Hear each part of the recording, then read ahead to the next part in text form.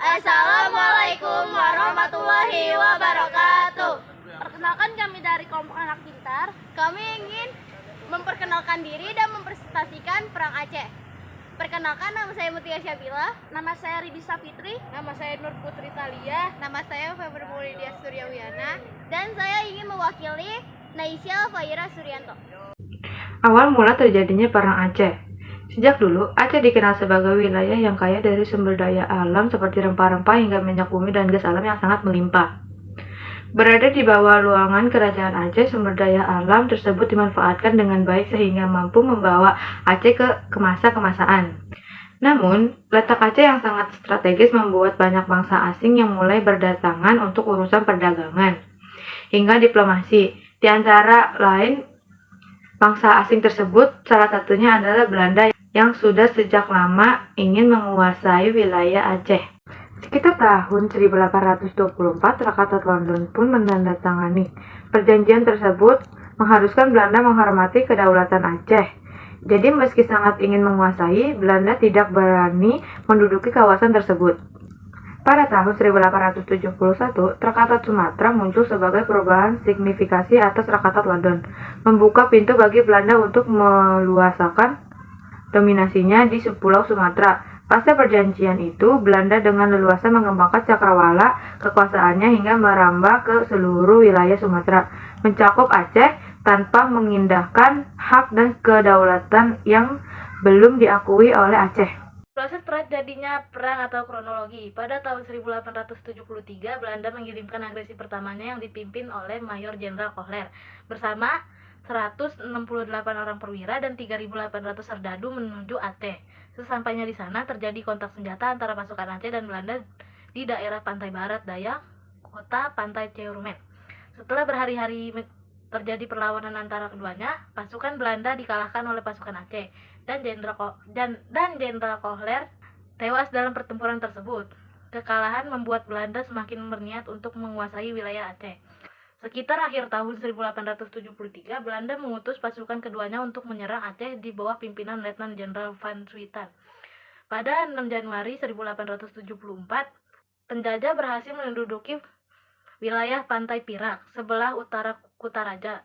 Pada 12 Januari di tahun yang sama, Belanda merebut kota Gunungan, hingga pada 24 Januari pasukan kolonial mampu menduduki istana Kesultanan Kerajaan Aceh. Dengan keberhasilan merebut istana, mereka menyangka bahwa Kerajaan Aceh berhasil ditaklukkan, sehingga Jenderal Van Swieten mengumumkan bahwa wilayah Aceh besar menjadi milik Belanda pada 31 Januari 1874. Meski telah diklaim menjadi milik Belanda, pasukan Aceh di bawah pimpinan Teuku Cik, Ditirot dan pemimpin-pemimpin lain telah siap mengusir penjajah dari tanah Aceh. Berbagai serangan pun dilakukan terus-menerus untuk melawan dan menggeserkan kedudukan Belanda di Aceh. Demikian sejak itu, perang di Aceh terus berlangsung dan jenderal-jenderal Belanda yang memimpin silih berganti hingga tahun 1891. Pihak penjajah memikirkan cara yang lebih efektif untuk mengalahkan pasukan Aceh, sehingga pada tahun 1891, seorang orientalis Belanda yakni Song Hornjon menyamar sebagai orang Islam dan dikirim ke Aceh untuk melakukan penyerangan dari dalam. Di sana Snow Hornjon mempelajari kekuatan dan kelemahan pasukan Aceh untuk melaporkan kepada Belanda sehingga mereka dapat menyusun strategi yang pas. Ia juga berusaha mendapatkan kepercayaan dari para tokoh terkemuka, ulama, sampai rakyat Aceh. Snow Hornjon mempelajari pula motivasi yang dimiliki pasukan Aceh dalam berperang, yang membuat mereka tidak takut menghadapi musuh, dan ternyata ia menemukan bahwa semangat jihad untuk membela agama dan tanah air menjadi motivasi rakyat Aceh menjadi pihak pantang menyerah dan melawan kolonialisme Belanda. Sejak tahun 1868, kedudukan Aceh semakin terdesak pada tokoh yang gugur seperti Teuku Umar, Sultan Aceh Muhammad Daud Shah, Panglima film Muhammad Daud, Cut Nyak Dien, dan Cut Mutia. Akhir Perang Aceh. Walaupun perang skala besar mereda sekitar tahun 1910 sampai 1915, semangat perlawanan dari penduduk Aceh masih terus berkorban secara sporadis. hingga tahun 1942 di sejumlah daerah yang dikoordinir oleh kelompok-kelompok pejuang. Namun untuk meraih kemenangan dalam Perang Aceh, Belanda mengadopsi strategi yang sangat licik dengan mengirim Snoek Hurlonje ke pendalaman Aceh untuk mengidentifikasi kelemahan pasukan Aceh. Kemudian kepada Gubernur Militer Belanda Johannes Benedictus van Haus, Dr. Snoek Hurlonje menyarankan untuk mengesampingkan golongan Kaumala atau Sultan yang berkedudukan di Kaumala dan pengikutnya, serta terus menyerang dan memfokuskan upaya pada kaum ulama. Hanya itu, dia juga menyarankan untuk menghindari negosiasi dengan pemimpin gerilya dan mendirikan pangkalan permanen di Aceh Raya. Selain itu, Snoek Hurlonje merumuskan ulusan agar Belanda menunjukkan niat baiknya kepada masyarakat Aceh dengan mendirikan langgar dan masjid, memperbaiki infrastruktur seperti jalan dan irigasi, serta memberikan bantuan dalam berbagai pekerjaan sosial untuk masyarakat Aceh. Taktik yang digagas oleh Dr. Snoek Hurlonje diterima dengan baik oleh Van Haus yang menjabat sebagai gubernur militer dan sipil di Aceh pada periode 1898 sampai 1904. Dr. Snoek Hurlonje kemudian diangkat sebagai penasihat utamanya dalam merancang dan melaksanakan strategi tersebut. Melalui penerapan strategi ini, Belanda berhasil mengatasi perlawanan Aceh dan konflik berakhir dengan ditandatanganinya traktat pendek yang menandai penyerahan wilayah. Pada tahun 1903, Sultan Alauddin Muhammad Daud Shah dan Panglima Polem akhirnya menyerah setelah menghadapi tekanan yang berat. Akibatnya, hasil akhir dari Perang Aceh adalah pembubaran Kesultanan Aceh dan wilayahnya jatuh ke tangan Belanda.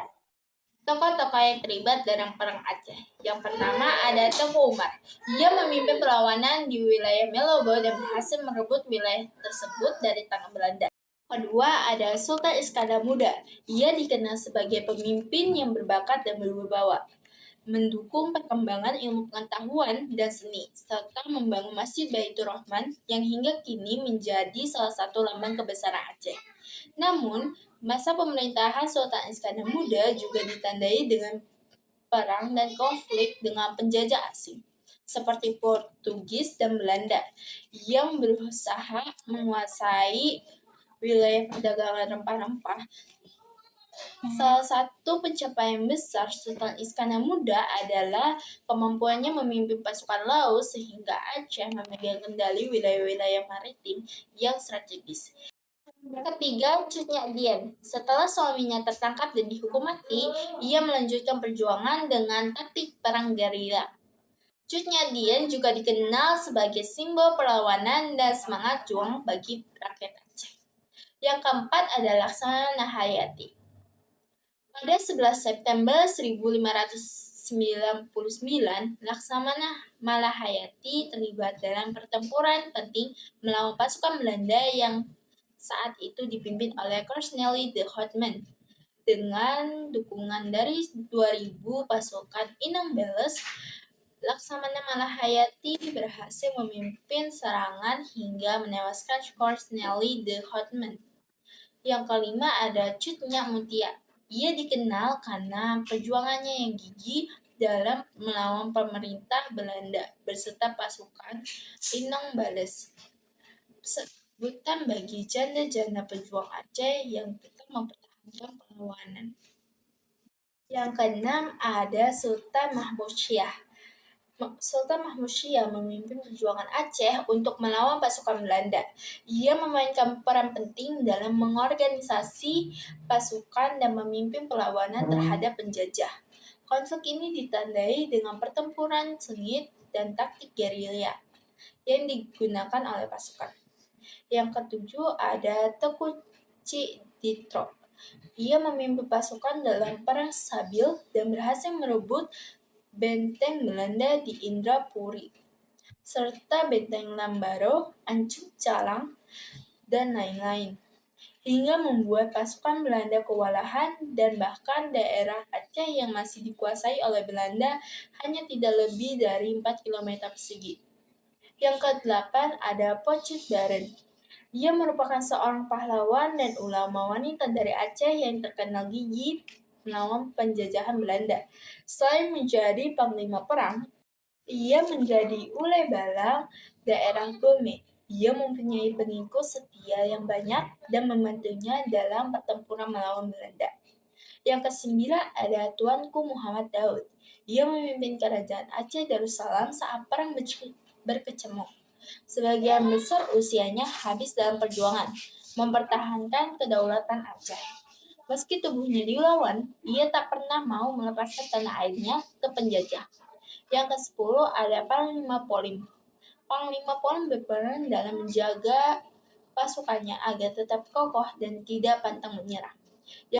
Yang ke-11 ada John Kohler, Panglima Besar Angkatan Perang Belanda yang memimpin pasukan Belanda dalam Perang Aceh pertama pada tahun 1873.